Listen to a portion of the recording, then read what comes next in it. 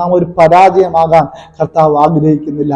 നാം പുറകോട്ട് പോയി വീഴാൻ കർത്താവ് ആഗ്രഹിക്കുന്നില്ല. നമ്മുടെ ജീവിതം മുന്നോട്ട് പോകാൻ, നമ്മുടെ ജീവിതം സംതൃപ്തിയോടെ സന്തോഷത്തോടെ മുന്നോട്ട് പോകാൻ ആ കർത്താവ് ആഗ്രഹിക്കുന്നത്.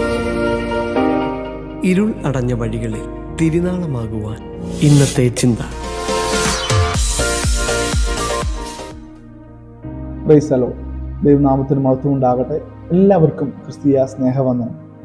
ഇന്നത്തെ ചിന്തയ്ക്കായ ഒരു വേദഭാഗം വായിക്കാം. യെരമ്യാ പ്രവാചകന്റെ പുസ്തകം 7-ാം അധ്യായം 23-24 വേദഭാഗം ഇങ്ങനെ വായിക്കുന്നു: എൻ്റെ വാക്ക് കേട്ടനുസരിക്കുവൻ, എന്നാൽ ഞാൻ നിങ്ങൾക്ക് ദൈവമായും നിങ്ങൾ എനിക്ക് ജനമായും ഇരിക്കും. നിങ്ങൾക്ക് നന്നായിരിക്കേണ്ടതിന് ഞാൻ നിങ്ങളോട് കൽപ്പിച്ചിട്ടുള്ള വഴികളിലൊക്കെയും നടക്കുവിൻ എന്നീ കാര്യം അത്രേ ഞാൻ അവരോട് കൽപ്പിച്ചത്. എന്നാൽ അവർ അനുസരിക്കുകയോ ശ്രദ്ധിക്കുകയോ ചെയ്യാതെ തങ്ങളുടെ ദുഷ്ടഹൃദയത്തിന്റെ ആലോചനയിലും ദുശാഠ്യത്തിലും നടന്ന് മുൻപോട്ടല്ല പുറകോട്ട് തന്നെ പോയിക്കളഞ്ഞു. അനുഗ്രഹിക്കപ്പെട്ട ഒരു വേദഭാഗമാണ് നാം വായിച്ചു കേട്ടത്. യഹൂദ ജനത്തിന് മാനസാന്തരത്തിന് വേണ്ടി അനവധി പ്രാവശ്യം പ്രവാചകനായി പ്രവചിക്കാൻ നിയോഗിക്കപ്പെട്ട ഒരു അഭിഷിക്തനാണ് യെരമ്യാ പ്രവാചകൻ നമുക്ക് കാണാൻ കഴിയും. ഇവിടെ മുന്നോട്ടുള്ള അധ്യായങ്ങൾ പഠിക്കുമ്പോൾ യെരമ്യാ പ്രവാചകൻ പ്രവചിച്ചിട്ടും ദൈവത്തോട് അടുത്തു വരാനോ തങ്ങളുടെ പാപത്തെ ഉപേക്ഷിക്കാനോ യഹൂദ ജനം തയ്യാറാകുന്നില്ല. അപ്പോൾ കർത്താവ് കുറച്ചുകൂടെ കഠിന സ്വരത്തിൽ യെരമ്യാ പ്രവാചകൻ മുഖാന്തരം അരുളി ചെയ്യുക, തങ്ങളുടെ പിതാക്കന്മാരോടും ദൈവം കഠിനമായിട്ടൊന്നും പറഞ്ഞില്ല. അവരോട് ഹനനയാഗങ്ങളോ ഹോമയാഗങ്ങളോ കുറിച്ചാകട്ടെ ഞാൻ അവരോട് സംസാരിക്കുകയോ കൽപ്പിക്കുകയോ ചെയ്തില്ല. മറിച്ച് എൻ്റെ വഴികൾ നടക്കുവാനാണ് കർത്താവ് കൽപ്പിച്ചത്. ആ വഴികൾ നടക്കാതെ അവർക്ക് കഴിയാതിരുന്നപ്പോൾ അതിന്റെ പരിണിത ഫലം എന്ന വണ്ണം താഴോട്ട് വായിക്കുമ്പോൾ വായിക്കുന്ന ഇങ്ങനെയാണ്: എന്നാൽ അവർ അനുസരിക്കുകയോ ശ്രദ്ധിക്കുകയോ പോലും ചെയ്യാതെ ദുഷ്ടഹൃദയത്തിന്റെ ആലോചനയിലും ദുശാഠ്യത്തിലും നടന്നു, മുൻപോട്ടല്ല പുറകോട്ട് തന്നെ പോയി കളഞ്ഞു. അവർ അങ്ങനെ നടന്നപ്പോൾ കർത്താവിന്റെ വഴികളല്ലാതെ അവരുടെ വഴികൾ ദുശാഠ്യത്തിൽ ഏൽപ്പിച്ച് ദുഷ്ട ആലോചനകൾ അവർ നടന്നു നീങ്ങിയപ്പോൾ അവർ മുൻപോട്ടല്ല പോയത്, പുറകോട്ടാണ് പോയതെന്ന് വേദപുസ്തകം പഠിപ്പിക്കുന്നു. കർത്താവ് നമ്മളെ വിളിച്ചതും കർത്താവ് നമ്മളെ തിരഞ്ഞെടുത്തതും കർത്താവ് നമ്മളെ കൊണ്ടു നടക്കുന്നതൊക്കെ നമ്മൾ പുറകോട്ട് നടക്കാനല്ല, കർത്താവ് നമ്മളെ മുൻപോട്ട് നടക്കാനാ കൊണ്ടു നടക്കുന്നത്. കർത്താവ് നമ്മളെ വിളിച്ചത് മുൻപോട്ട് നടക്കാനാണ്. ഇസ്രായേൽ ജനത്തിന് പറ്റിയ പരാജയത്തെ വീണ്ടും അവിടെ ഓർപ്പിക്കുക. അവർ പുറകോട്ട് പോയി കളഞ്ഞു. പ്രിയപ്പെട്ട ദൈവമക്കളെ, കർത്താവ് നമ്മളെ തിരഞ്ഞെടുത്തതും കർത്താവ് നമ്മളെ വിളിച്ചതൊക്കെ നമ്മൾ മുൻപോട്ട് നടക്കാനാണ്. കർത്താവ് നമ്മളെ മുൻപോട്ട് നടക്കാനാണ് തിരഞ്ഞെടുത്തത്. ഇതേ ആത്മഭാരത്തോടെ എഴുതപ്പെട്ട ഒരു വേദഭാഗമുണ്ട്. സങ്കീർത്തനം 81-ാം സങ്കീർത്തനം അതിന്റെ 11 തൊട്ടുള്ള വേദഭാഗങ്ങൾ ഇങ്ങനെയാ വായിക്കുന്നത്: എന്നാൽ എൻ്റെ ജനം എൻ്റെ വാക്ക് കേട്ടനുസരിച്ചില്ല, ഇസ്രായേൽ എന്നെ കൂട്ടാക്കിയതുമില്ല.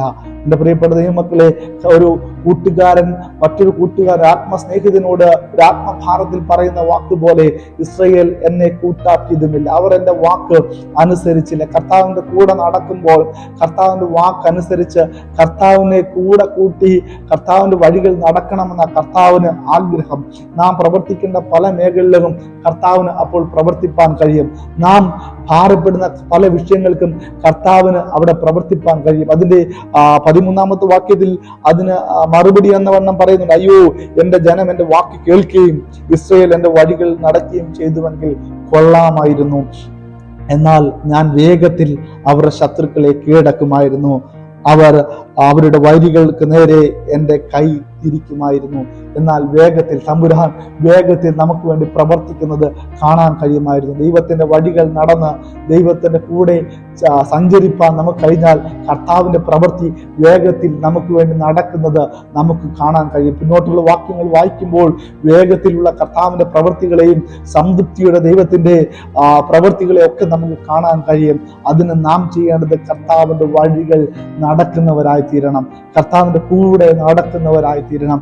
ഇവിടെ യെരമ്യാ പ്രവാചകൻ കൊടുക്കുന്ന അരുളിപ്പാടിനകത്ത് ഇസ്രായേൽ ജനത്തെ ദൃഷ്ടാന്തമായി പറയുന്ന കാര്യമുണ്ട്: അവർക്ക് നന്നായിരിക്കേണ്ടതിന് ഞാൻ നിങ്ങളോട് കൽപ്പിച്ചിട്ടുള്ള വഴികളിലൊക്കെ നടക്കുവിൻ എന്നീ കാര്യം അത്രേ ഞാൻ അവരോട് കൽപ്പിച്ചത്. നന്നായിരിക്കേണ്ടതിന് നാം നന്നായിരിക്കണമെന്ന, നമ്മുടെ ജീവിതയാത്ര നന്നാകണമെന്ന കർത്താവിന് ആഗ്രഹം.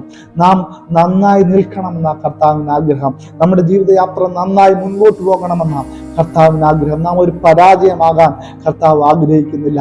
നാം പുറകോട്ട് പോയി വീഴാൻ കർത്താവ് ആഗ്രഹിക്കുന്നില്ല. നമ്മുടെ ജീവിതം മുന്നോട്ട് പോകാൻ, നമ്മുടെ ജീവിതം സംതൃപ്തിയോടെ സന്തോഷത്തോടെ മുന്നോട്ട് മുന്നോട്ട് പോകാനാണ് കർത്താവ് ആഗ്രഹിക്കുന്നത്.